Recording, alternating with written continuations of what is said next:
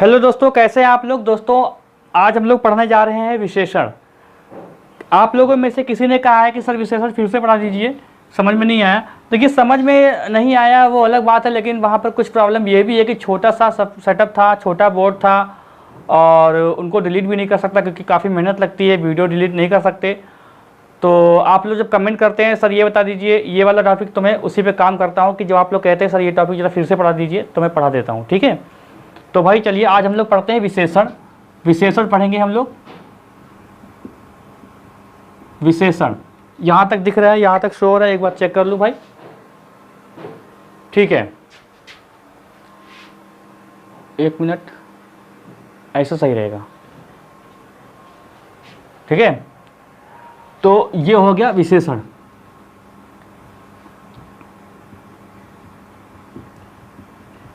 विशेषण तो विशेषण क्या है, देखो अभी सब चीज़ें समझेंगे, जितने भी डाउट आपके हैं सारे डाउट क्लियर होंगे। तो जो लोग नए हैं वो कृपया चैनल को सब्सक्राइब करके रखें, बेल आइकन दबा दें जिससे वीडियो का नोटिफिकेशन मिलता रहे, और वीडियो अच्छा लगे तो लाइक जरूर कर दीजिएगा। और आपका फर्ज बनता है अच्छा लगा हो, आपके कुछ काम आया हो तो शेयर भी करिएगा, ठीक है। देखो पहला पॉइंट यहाँ पर देखो, संज्ञा की विशेषता बताने वाले विशेषण, ठीक। दूसरा पॉइंट देखो, सर्वनाम की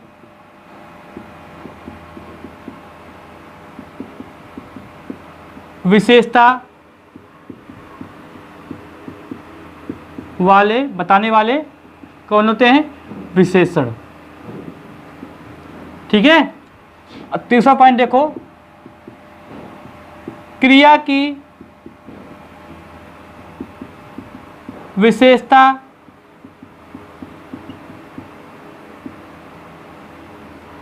बताने वाले क्या कहलाते हैं, क्रिया विशेषण। और देखो चौथा पॉइंट देखो, विशेषण की विशेषता बताने वाले को कहते हैं प्रविशेषण। क्या कहते हैं, प्रविशेषण, ठीक है। दिख रहा है यार, एक बार फिर से बस एक बार और चेक कर लूँ, दिखता, हाँ दिख तो रहा है, ठीक है। तो देखो ये मैंने क्यों लिखा, क्योंकि ये आपके अंदर डाउट होता है कि क्रिया को भी हम लोग विशेषण में जोड़ते हैं, लेकिन ऐसा नहीं है। ये हम लोग क्रिया विशेषण के अंतर्गत पढ़ते हैं। होता क्या है कि रूपांतर के आधार पर शब्दों के दो भेद होते हैं, एक होता है विकारी, एक होता है अविकारी। तो दोस्तों अविकारी के अंतर्गत क्रिया विशेषण पढ़ते हैं, ठीक है। बाकी विकारी के अंतर्गत हम लोग संज्ञा, सर्वनाम, विशेषण और क्रिया, तो ये विकारी शब्दों के अंतर्गत पढ़ रहे हैं हम लोग, ठीक है। तो ये चीज़ आप इसको नोट कर लीजिएगा, ठीक है, इसको नोट कर लीजिएगा। अब जो संज्ञा, अब इसकी परिभाषा देखो कैसे बन सकती है। परिभाषा देखो, जो विकारी शब्द संज्ञा व सर्वनाम की विशेषता बताए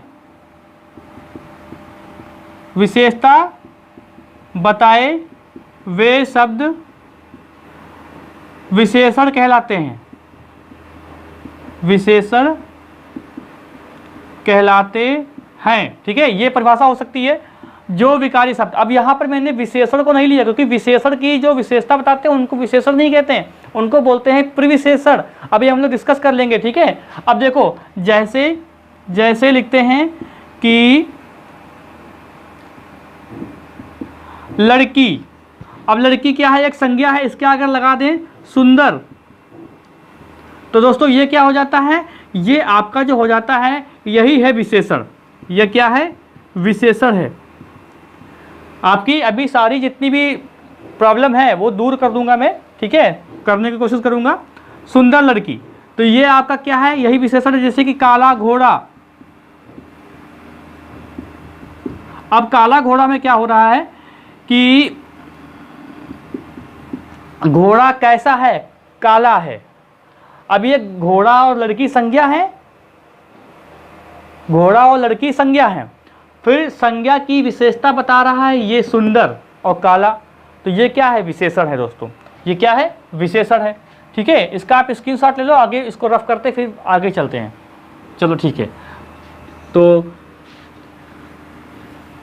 विशेषण बहुत ही अच्छा टॉपिक है हिंदी का, जो बहुत लोगों के समझ में जल्दी नहीं आता है, लेकिन यहाँ पर आप आ गए हैं तो बस चुपचाप बैठ के अपना कॉपी पेन लेके देखते रहें और समझते रहें। तो क्या कहाँ तक हम लोगों ने किया कि विशेषण क्या होता है। ठीक है, अब देखो मैंने कहा कि प्रविशेषण ऐसा होता है कि विशेषण से संबंधित कुछ पारिभाषिक शब्द होते हैं, जान लो कौन कौन से। देखो पहली बात तो होता है विशेषण, दूसरी बात होता है विशेष्य, और तीसरा होता है प्रविशेषण। प्रविशेषण ये 3 शब्द हैं दोस्तों। तो विशेषण मैंने बता दिया, जैसे कि काला घोड़ा, जैसे कि लाल गुलाब। चलो लाल गुलाब लिख लो भाई, लाल गुलाब। ठीक है, अब देखो, अब मैंने बताया, मैंने पूछा कि बताओ इसमें विशेष्य कौन है, तो विशेष्य एक संज्ञा ही होती है। जैसे कि इसमें क्या हो जाएगा, ये देखो, ये क्या है, ये विशेषक हो जाएगा, ये क्या हो जाएगा, विशेषक। ये विशेषक क्या होता है, एक तरीके से विशेषण ही होता है, उसको ही बोलते हैं विशेषक। तो ये मैंने क्यों बताया, मैं क्यों बता रहा हूँ, क्योंकि इससे क्वेश्चन बनता है, पूरा पूरा सेंटेंस दिया होता है, आपसे पूछता है इसमें विशेषक कौन है, विशेष्य कौन है, प्रविशेषण कौन है। ठीक है, ये सब पूछता है आपसे, इसीलिए मैं इस पर डिस्कस कर रहा हूँ। शायद आप लोग यहीं पे फंसते होंगे। देखो जैसे कि यहाँ पर लिख दिया जाए कि लड़की, यहाँ पर लिख दिया जाए सुंदर, यहाँ पर लिख दिया जाए बहुत। तो देखो बहुत क्या हो जाएगा, एक विशेषण है सुंदर, तो बहुत क्या हो जाएगा, प्रविशेषण, क्योंकि ये क्या है, ये विशेषण की विशेषता बता रहा है। विशेषण की भी विशेषता होती भाई, बहुत है तो थोड़ा सुंदर है कि ज़्यादा सुंदर है कि बहुत सुंदर है कि बिल्कुल सुंदर नहीं है। ठीक है, ये सब विशेषण होते हैं। अब देखो सुंदर क्या है, यही है विशेषक। विशेषक कहो चाहे कहो आप विशेषण, और ये क्या है, ये है विशेष्य। जो आपकी संज्ञा होती है वही होता है विशेष्य। तो ये तीनों आपके शब्द जो है मैंने डिफाइन कर दिया अच्छे से, आपको आपसे कभी भी गलत नहीं होगा। ठीक है, चलो अगला स्टेप देखते हैं भाई, इसको रफ करते हैं। देखो ये विशेषण के कार्य क्या होते हैं। अब क्वेश्चन ये आता है कि विशेषण के कार्य क्या होते हैं। देखो विशेषण के कार्य, विशेषण के कार्य मैं आपको ऐसे समझा दूं। देखो विशेषण के कार्य होते ही हैं विशेषता बताना, तो विशेषता बताना, हीनता बताना, अर्थ सीमित करना, संख्या बताना, ठीक है, मात्रा बताना।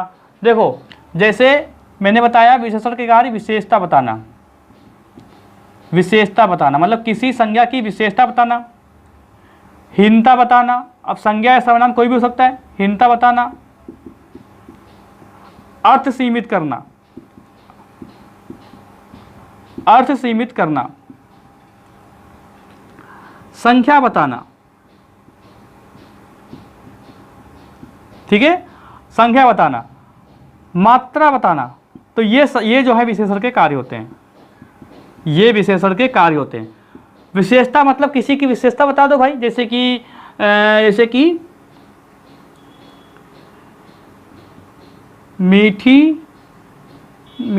नहीं, जैसे कि रमेश स्वस्थ है, लो ये क्या है, विशेषता है। हीनता देखो जैसे कि खूनी आदमी। अर्थ मतलब क्या है कि किसी चीज का अर्थ सीमित कर दो। जैसे कि बहुत सारे बच्चे हैं, जैसे बहुत सारे बच्चे खेलते हुए, वैसे बहुत सारे बच्चे जा रहे हैं, तो मैंने बताया उनको देखो रोते हुए बच्चे जो जा रहे हैं, जो रोते हुए बच्चे जा रहे हैं। तो मतलब क्या हुआ कि मैंने बहुत सारे बच्चों के बीच में एक अर्थ सीमित कर दिया। जैसे कि मैंने लिख दिया रोते हुए बच्चे, या रोते बच्चे लिख लो, रोते बच्चे, ठीक है। जैसे बहुत सारे बच्चे हैं, आपने पूछा कौन, तो मैंने बहुत सारे बच्चों को जो है बताया, उसका अर्थ सीमित कर दिया, खेलते बच्चे, रोते बच्चे, हंसते बच्चे, अरे ऐसे बच्चे ही नहीं, ऐसे बहुत सारे एग्जाम्पल हो जाएंगे, ठीक है। जैसे कि नाचते लोग, तो ये अर्थ सीमित हो रहा है, ठीक है। और संख्या बताना, संख्या मतलब जैसे कि 7 आदमी लोग, संख्या हो गई। मात्रा मतलब मात्रा, किसी की मात्रा बताना, तो मात्रा मतलब क्या हो जाएगा, जैसे 2 किलो शक्कर, ठीक है, 2 किलो शक्कर। तो ये विशेषण के दोस्तों कार्य होते हैं, ये विशेषण के कार्य होते हैं। अब हम लोग देखो इसके आगे स्टेप पे चलते हैं, ठीक है। बिल्कुल क्रम के अनुसार पढ़ाता हूँ, मेरी आदत है कि कोई भी इधर उधर चीज़ नहीं होती, सारे वीडियोस क्रमानुसार लगे हुए हैं, ठीक है। देखो जिनको नोट्स बनाने हैं वो प्लेलिस्ट में जाके पूरी हिंदी के नोट्स बना सकते हैं, रीजनिंग भी मैंने पढ़ा दी, रीजनिंग के भी बना सकते हैं। लेकिन हाँ, बस ये वहाँ पर ये दोस्तों कमी रहेगी कि वहाँ पर शायद आपको थोड़ा अच्छा ना लगे, क्योंकि छोटा बोर्ड है, जूम ज़्यादा है। तो लेकिन आपको अगर अपने काम से मतलब है, अपने चीज़ से मतलब है, तो आपको ये सब चीज़ें कोई फ़र्क नहीं पड़ता है, ठीक है। चलो विशेषण, तो अब क्या है कि विशेषण के प्रकार, सबसे बढ़िया क्वेश्चन, विशेषण के प्रकार कितने होते हैं। चलो मैं बताऊं, विशेषण के दोस्तों जो प्रकार होते हैं वो व्यवहारिक दृष्टिकोण से देखा जाए तो 4 होते हैं, वरना कुल अगर देखी जाए तो कुल होते हैं 5। पांचवा तो आपको कहीं मिलेगा भी नहीं। तो व्यवहारिक दृष्टिकोण से अगर बात करते हैं तो दोस्तों होते हैं कितने, 4 होते हैं। व्यवहारिक दृष्टिकोण से देखें तो 4 होते हैं, विशेषण के प्रकार की बात कर रहा हूँ। और वैसे कुल की बात करें, टोटल देखें तो होते हैं 5। तो यहाँ पर लिख लो भाई कि व्यवहारिक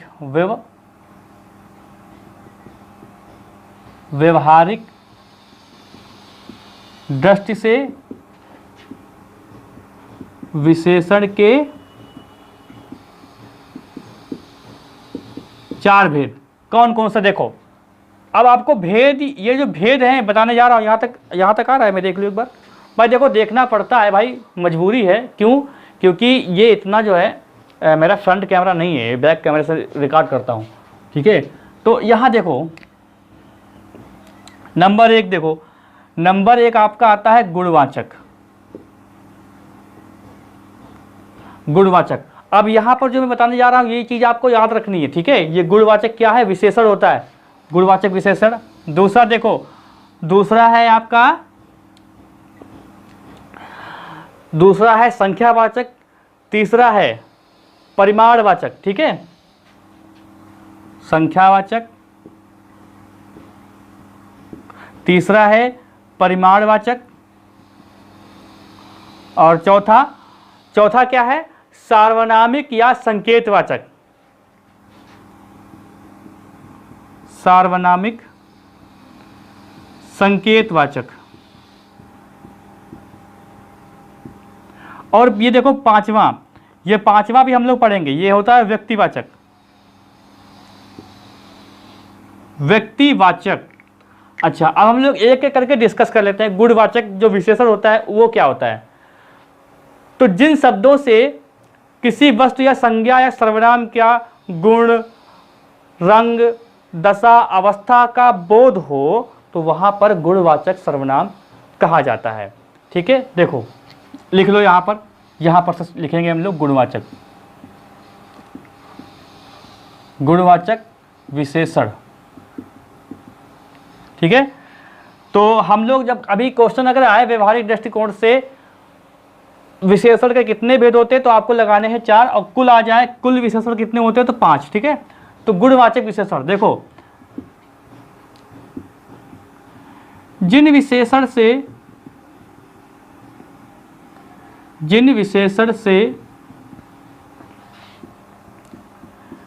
किसी संज्ञा व सर्वनाम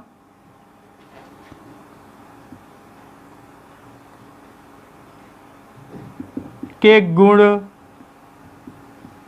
दशा, रंग, अवस्था आदि का बोध हो, ठीक है। आगे लिख लेना, आदि का बोध हो तो क्या होता है, गुणवाचक विशेषण होता है। जैसे कि जैसे कि लिखा जाए कि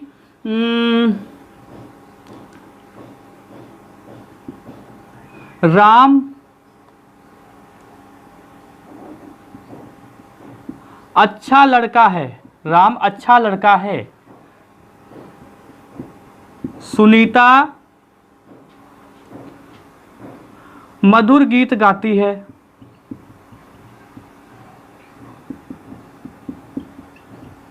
ठीक है, ये सब क्या है, गुण है। ठीक है, मैंने सफेद घोड़ा देखा। ठीक है, राकेश ने नहीं, राकेश के पास लाल गुलाब है। बहुत सारे एग्जाम्पल बनेंगे दोस्तों, आप लोग अगर बेसिक समझ जाएंगे तो कोई दिक्कत नहीं होगी। तो ये आपका दोस्तों क्या हो गया, ये आपका हो गया गुणवाचक विशेषण। अच्छा, एक बात और है, कभी भी आपके अगर समझ में ना आए कि ये यार कौन सा विशेषण है, तो आपको एक मैं उपाय देता हूँ। देखिए, ऐसा होता है कि जब कोई संज्ञा, अब संज्ञा समझते हैं ना आप, संज्ञा, ये क्या है, ये संज्ञा। ठीक है, तो अब जैसे संज्ञा ये है, और यहां पर भी देखो कर्म लगा हुआ है। ठीक है, तो जैसे कि ये अच्छा है, अच्छा है, मधुर है, सफ़ेद है और लाल है। तो क्या करेंगे, तो हम लोग क्या करेंगे, जैसे अब ये गीत गाती है, तो गीत क्या है यहाँ पर, ये विशेष्य है। ठीक है, क्योंकि गीत है ना यहाँ पर, गीत विशेष्य है, और ये तो कर्ता हो गया। तो अच्छा, एक बात बताओ, आप लोग ये तो नहीं समझ रहे हो कि ये सुनीता जो है इसकी विशेषता बता रहा है। आपको ये तो समझ में आ रहा है ना दोस्तों कि विशेषता किसकी बताई जा रही है। तो क्या ये जो गीत है, क्या ये संज्ञा नहीं है, क्या ये संज्ञा नहीं है? अब बताओ, ये घोड़ा संज्ञा नहीं है, ये गुलाब संज्ञा नहीं है, ये गीत क्या है, ये गीत क्या, इसको गीत आप किस में लेंगे भाई? जो भी नाम है, जो भी चीज़ें हैं, वो सब संज्ञा होती हैं। तो आप गीत को किस में जोड़ेंगे? तो भाई इसको संज्ञा लेंगे ना। अब हमको ये पता है कि ये विशेषता जो मधुर और अच्छा और सफ़ेद और ये लाल है, ये विशेषता इनकी बता रहे हैं, ये लोग इनकी बता रहे हैं। ठीक है, कहाँ गया, ये अच्छा मधुर, ये विशेषता किनकी, इनकी बता रहे हैं। ठीक है, तो अब देखो यहाँ पर, अब जैसे कि आपसे अगर क्वेश्चन बने, ऐसा बन जाए और आपको समझ में ना आए, तो आप क्या करोगे, जैसे कि लिखा है कि राकेश के पास लाल गुलाब है, तो आप राकेश के पास कैसा गुलाब है ऐसे कहोगे, कैसा गुलाब है, तो आपका आंसर आएगा लाल। या यहाँ पर आपको आपके पास लगा हो कि राकेश के पास लाल गुलाब है, तो यहाँ पर क्या करेंगे आप, लाल से प्रश्न करेंगे कैसा, तो लाल। ठीक है, राकेश के पास कैसा है, तो लाल है। अच्छा, यहाँ पर अगर ऐसे रख दो कि राकेश के पास लाल कमीजें हैं, लाल कमीजें हैं। अब यहाँ पर क्या करेंगे, जैसे बहुवचन आ गया, तो राकेश के पास कैसी, बहुवचन हो तो कैसी कमीजें हैं, तो ये लाल।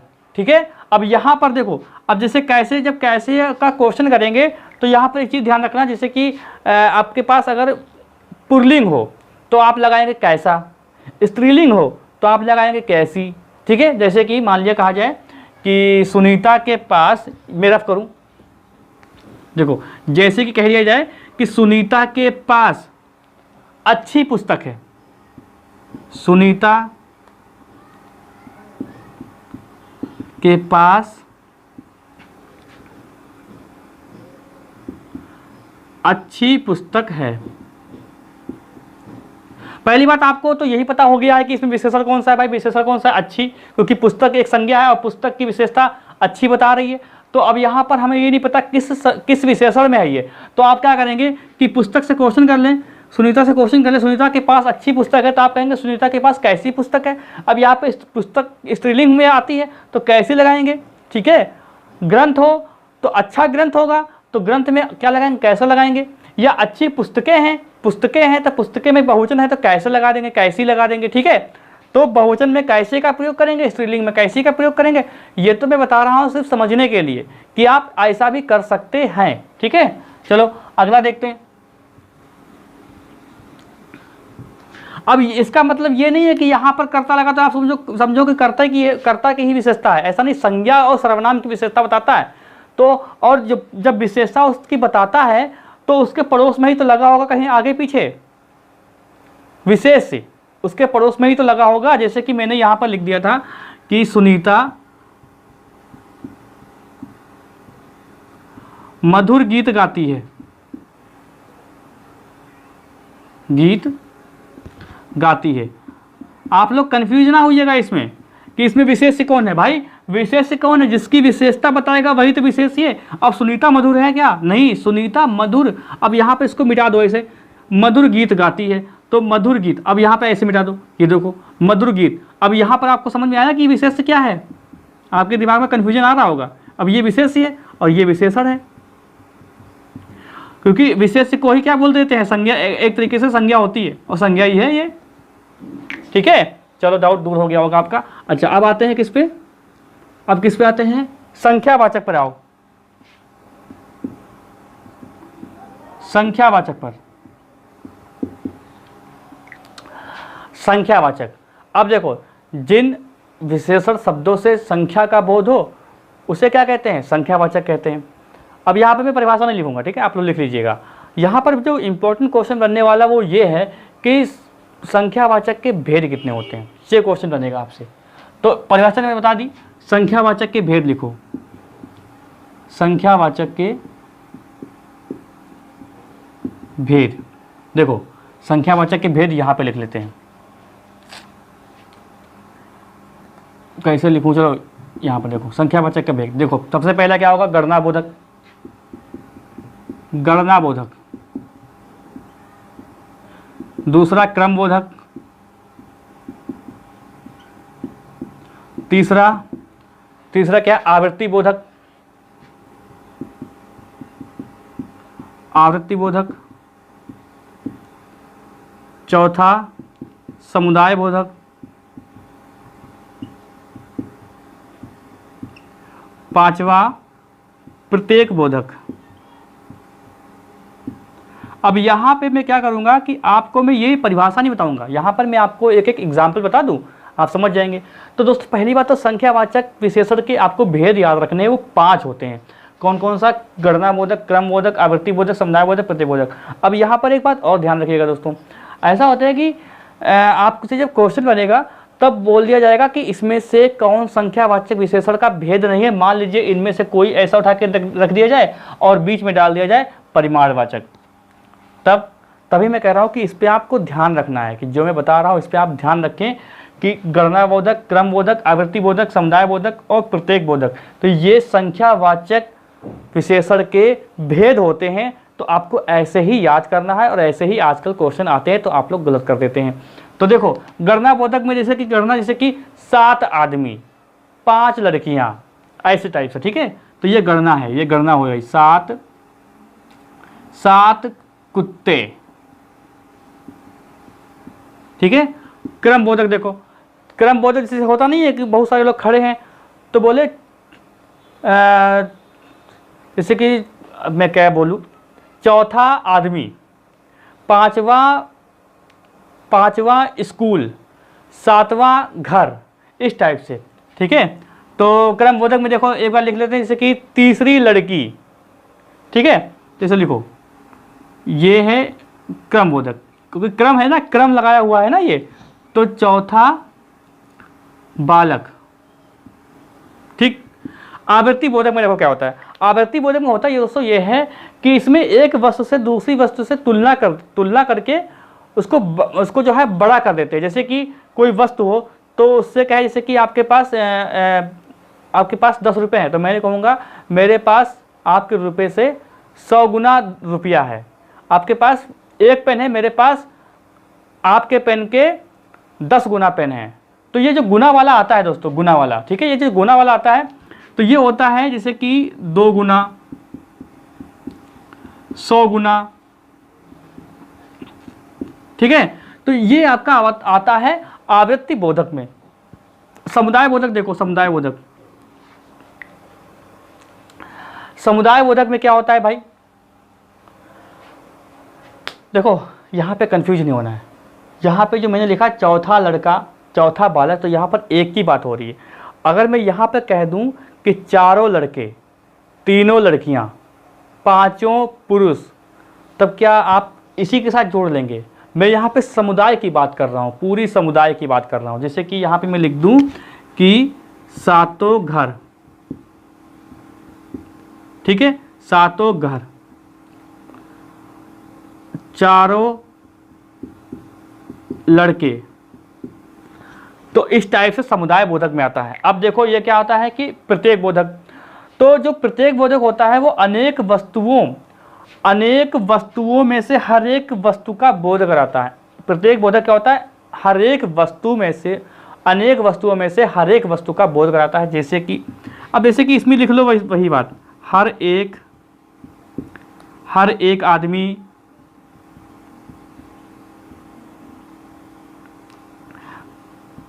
प्रत्येक बत्तख, ठीक है। तो ये आपका हो गया संख्यावाचक विशेषण, ठीक है। इसका आप स्क्रीनशॉट ले लो। अब हम लोग देखते हैं परिमाणवाचक। परिणाम नहीं, परिमाण। परिणाम का मतलब होता है रिजल्ट, ठीक है, और परिमाण का मतलब होता है मात्रा। देखो यहाँ पर एक शब्द होता है परिणाम और एक होता है परिमाण। तो हम लोग क्या पढ़ने जा रहे हैं दोस्तों? परिमाण, ठीक है। ये परिणाम मतलब क्या होता है? रिजल्ट। और ये क्या होता है? मात्रा, ठीक है। चलो, तो परिणाम और परिमाण में कंफ्यूज ना होना है, ठीक है, कंफ्यूज ना होना है। चलो, तो देखो एक चीज़ देखो, जैसे कि मैंने आपसे बताया कि परिमाणवाचक, तो परिमाणवाचक में क्या हो सकता है? जो विशेषण शब्द किसी वस्तु के नाप तोल का बोध करें तो वो होता है परिमाणवाचक। तो परिमाणवाचक क्या है कि संख्यावाचक से अलग होता है। इसमें क्या होती है कि वस्तुएं नाप तोल वाली होती हैं। इसमें कैसी वस्तुएं होती हैं? नाप, जिसका नाप तोल, जैसे कि 2 लीटर दूध, थोड़ा दूध, 5 किलो सेब, थोड़े सेब, तो ये परिमाणवाचक में। अब देखो जैसे कि परिमाणवाचक यहाँ पे लिखते हैं परिमाणवाचक। अब परिमाणवाचक, अब इसके होते हैं 2 भेद। 2 भेद किस लिए होते हैं भाई? देखो मैंने कहा 2 लीटर दूध, आपने दिया थोड़ा दूध, तो परिमाणवाचक जब हो गए तो 2 प्रकार के हो गए। मैंने आपसे मांगा था 2 लीटर दूध, आपने दिया थोड़ा दूध, तो 2 लीटर दूध तो निश्चित हो गया और थोड़ा दूध दिया वो अनिश्चित हो गया। अब थोड़ा में शायद वो पौने दो हो सकता है, 100 ग्राम हो सकता है, ठीक है। तो देखो अब इसके क्या होते हैं? 2 भेद होते हैं।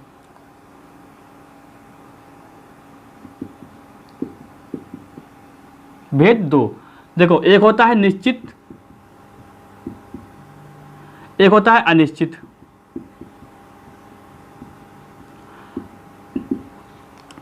निश्चित में क्या होगा? जैसे कि निश्चित है वो चीज निश्चित है। देखो जैसे कि लिखा जाए 2 लीटर दूध, ठीक है, काउंट नहीं कर सकते, नाप सकते हैं। जिन चीज़ों को काउंट नहीं कर सकते हैं, नाप सकते हैं, तौल सकते हैं, उसी को। अब आप देखो, अब आप आटा है, आटा को आप गिन सकोगे क्या? उसको तौल सकते हैं, नाप सकते हैं। तेल को आप गिन सकते नहीं, आप उसको नाप सकते हैं और तौल सकते हैं। तो देखो 2 लीटर दूध, थोड़ा दूध, थोड़ा दूध, जैसे कि लिखा जाए। अच्छा, जो काउंटेबल चीज़ होती है वो संख्यावाचक में आ जाएंगी। जैसे कि कह दिया जाए कुछ सेब, तो वो परिमाणवाचक में नहीं, वो संख्यावाचक में आएगा। आप संख्यावाचक ही लगाइएगा, ठीक है, क्योंकि उसको काउंट कर सकते हैं। अब जैसे देखो, अब यहाँ पर लिखा जाए कि 4 लीटर तेल, अब यहाँ पर थोड़ा तेल, ठीक है। तो बस परिमाणवाचक में इतना सिंपल ही है, बस इसमें कुछ नहीं है। परिमाणवाचक और संख्यावाचक में कंफ्यूज नहीं होना है। जहाँ पर काउंटेबल चीज़ होगी, काउंटेबल, तो वो हो जाएगा आपका, जैसे कि कहा जाए 2 सेब, तो 2 सेब तो संख्यावाचक में आ रहे हैं भाई, सारी जाहिर सी बात है, उसको नाप तोल नहीं कर रहे हैं, ठीक है। चलो अब हम लोग क्या आते हैं? सार्वनामिक और संकेतवाचक में। तो परिमाणवाचक आपका बहुत ही छोटा सा होता है, इसके दो भेद होते हैं, आपको याद रखने हैं। अब ये सार्वनामिक विशेषण क्या मतलब होता है? जब सर्वनाम के शब्द जो होते हैं वो विशेषण की भांति कार्य करने लगे तो वो सार्वनामिक विशेषण हो जाते हैं, मतलब संकेत भी करते हैं। देखो सार्वनामिक विशेषण, सार्वनामिक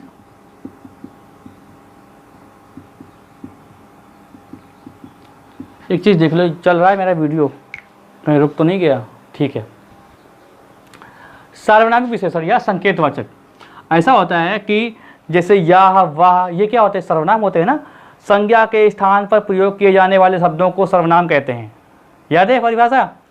और वही शब्दों का प्रयोग अगर हम लोग विशेषण की भांति करने लगे तो वो क्या हो जाता है? तो वो दोस्तों हो जाता है सार्वनामिक विशेषण या संकेत विशेषण।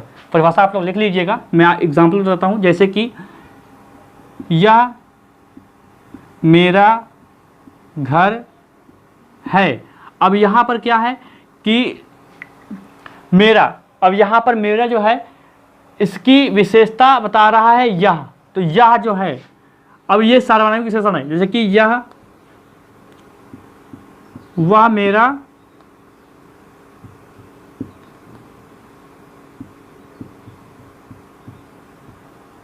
भाई है, तो अब ये सार्वनामिक विशेषण है दोस्तों, ये सार्वनामिक विशेषण है। मतलब संकेत भी तो मैं कर रहा हूं कि यह मेरा घर है, मैं संकेत भी तो कर रहा हूं ये मेरा घर है, या वह मेरा भाई है, मैं संकेत भी, वह मेरा भाई है, आप मेरे दोस्त हैं। तो ये सब क्या है? ये सब संकेत ही तो हो रहा है, तो ये सार्वनामिक विशेषण होता है। ठीक है, चलो अब हम लोग देखते हैं व्यक्तिवाचक। व्यक्तिवाचक तो आपको मिलेगा भी नहीं कहीं, तो व्यक्तिवाचक मैं आपको ऐसे बता दूं, लिख लूँ फिलहाल यहाँ पर। व्यक्तिवाचक क्या होता है? व्यक्तिवाचक दोस्तों, व्यक्तिवाचक मतलब क्या होता है? जो संज्ञा होती है, संज्ञा से जो विशेषण बनते हैं वही होते हैं व्यक्तिवाचक। जैसे मान लीजिए कोई ये लिखा हो गुजरात,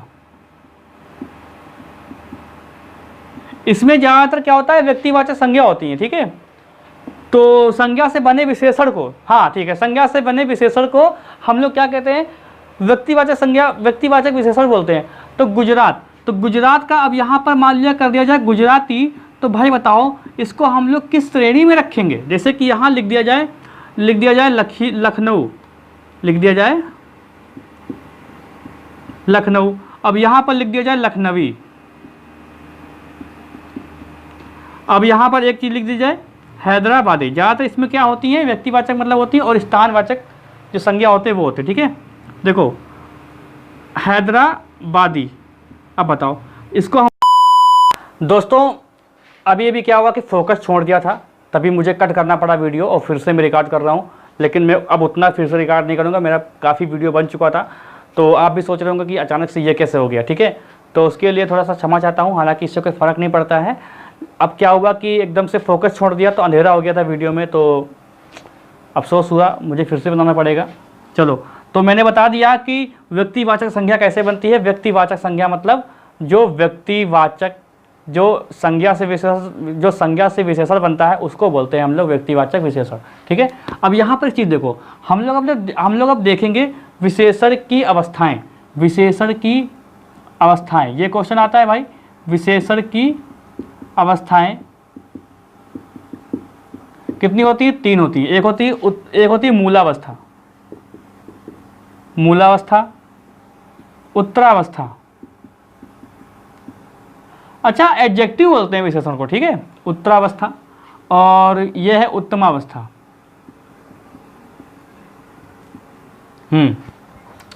मूलावस्था में दोस्तों क्या होता है कि इसमें जो विशेषण होता है वो किसी भी संज्ञा व सर्वनाम से मतलब अपने आप में ही रहता है, किसी से तुलना नहीं करता है। तो इसे लिख लो, किसी से तुलना नहीं, किसी से तुलना नहीं, दो से तुलना लिख लो, दो से तुलना। और इसमें क्या होता है? सभी से तुलना, सभी से तुलना।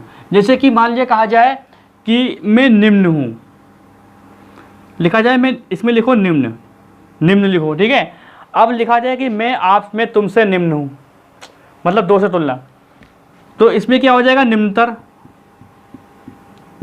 मैं सबसे निम्न हूँ, निम्नतम। अब यहाँ पे एक चीज़ देखो, ऐसा होता है कि मूलावस्था से उत्तरावस्था बनाने के लिए दो चीज़ें आप प्रयोग कर सकते हैं। या तो आप उस शब्द के आगे से का प्रयोग करें, से पद का, से पद का प्रयोग करें भाई, या आप जो है उस शब्द के, इसी की ये शब्द है, ठीक है, ये विशेषण लिखा हुआ है, या तो आप इससे पहले क्या लगा दें, से लगा दें, या इसको ना लगाएं तो आगे लगा दें आप तर, तर प्रत्यय लगा दें।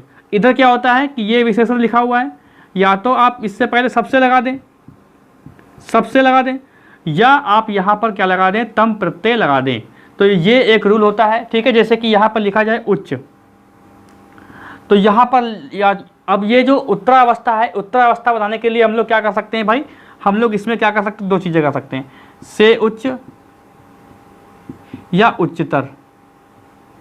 समझ रहे हैं ना ये चीज़, ठीक है। अब यहाँ पर जो उत्तमावस्था होती है, देखो यहाँ पर क्या होगा, सबसे उच्च या उच्चतम, है ना, उच्चतम, ठीक है, या उच्चतम। अब यहाँ पर देखो एक चीज़ और, हम लोग अब लास्ट में जा रहे हैं, हम लोग जा रहे हैं अब उद्देश्य विशेषण और विधेय विशेषण में। ये क्या होता है ये भी समझ लो, सारी चीज़ें बता दूंगा मैं आपको एक ही क्लास में। यार वो वीडियो कट करना पड़ गया, मुझे एडिट करना पड़ेगा यार। अब एडिट में मुझे वो दिक्कत होती है, मैं ज़्यादातर अपने वीडियो एडिट नहीं करता हूँ, कभी भी समय लगता है उसमें ना, फिर बाकी काम नहीं होगा कुछ। देखो उद्देश्य विशेषण और विधेय विशेषण क्या होता है, उद्देश्य विशेषण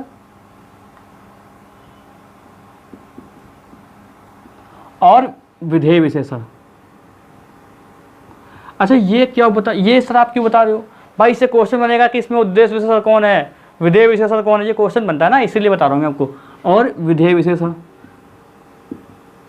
विधेय विशेषण, चलो देखो ऐसा होता है कि जैसे कि कोई वाक्य, जैसे कि ये लिखा है कर्ता प्लस कर्म प्लस क्रिया, तो ये जो कर्ता होता है दोस्तों, ये होता है हमेशा उद्देश्य, ठीक है, और बाकी का जो होता है ये होता है विधेय। जैसे एक और चीज देखो, जैसे एक वाक्य लिखता हूं, जैसे कि राहुल जो है अब दुनिया में नहीं है।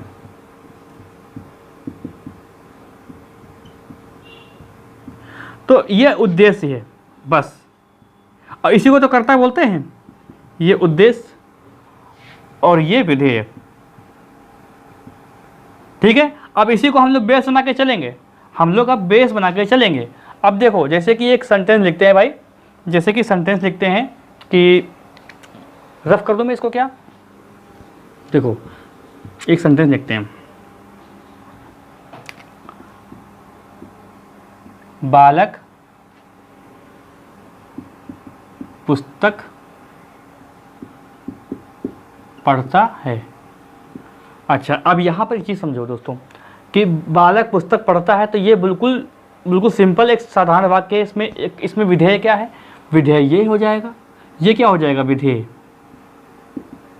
और ये क्या हो जाएगा उद्देश्य, ठीक है। अब देखो यहाँ पर अगर मैं लगा दूं कि होशियार, तो ये दोस्तों क्या हो जाएगा, अब ये जो बालक है, अब ये जो कर्ता है, कर्ता के अगर इधर लगा हो तो वो उद्देश्य हो जाएगा, कर्ता के इधर लगा हो तो वो उद्देश्य हो जाएगा, ठीक है। अब यहाँ पर ये क्या हो जाएगा, ये हो जाएगा उद्देश्य विशेषण, उद्देश्य विशेषण। अब उद्देश्य मुझे समझ में नहीं आ रहा कैसे लिखूं यार, मैं भूल गया मैं उद्देश्य, ऐसे लिखा जाएगा क्या, देखो बिल्कुल ध्यान नहीं आ रहा। चलो ये तो सही तरीका है, उद्देश्य विशेषण। कभी कभी दिमाग से चीज़ें उतर जाती हैं यार, ठीक है। अब यहाँ पर देखो लिख दिया जाए धार्मिक। अब ये दोस्तों क्या है, ये विधेय विशेषण है, ये विधेय विशेषण है। देखो एक चीज़ और ध्यान रखना, अगर यहाँ पे मैं कह दूँ कर्ता की विशेषता बताने वाला हमेशा उद्देश्य विशेषण होता है तो ये गलत होता है। ऐसा देखो, जैसे कि लिख दिया जाए कि चालाक बालक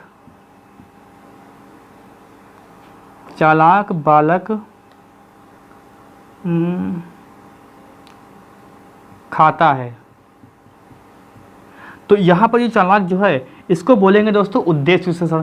और यहाँ पर यही लिख दिया जाए कि बालक चालाक है, तो दोस्तों यही चीज़ हो जाएगी आपकी विधेय विशेषण में।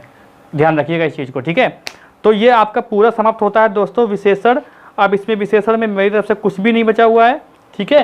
तो आपको क्लास अगर अच्छी लगी हो तो वीडियो को लाइक तो करेंगे ही, बाकी आप चैनल पर नया है चैनल को सब्सक्राइब भी कर लें, बेल आइकन भी दबा दें जिससे आपको वीडियो का नोटिफिकेशन मिलता रहे।